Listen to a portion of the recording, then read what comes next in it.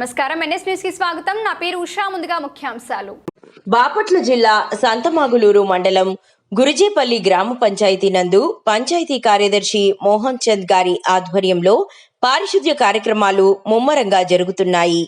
Side కాలువ నుండి మురుగు తీసి గ్రామానికి దూరంగా పడివేయటం, బ్లీచింగ్ సున్నం చల్లటం, దోమల నివారణకు ఫాగింగ్ చేయటం వంటి కార్యక్రమాలు చేపట్టనున్నారు.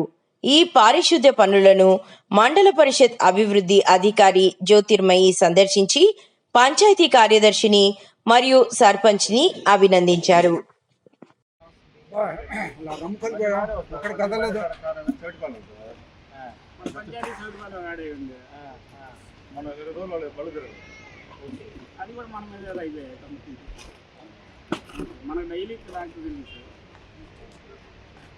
డైలీ చెత్త వస్తుందా?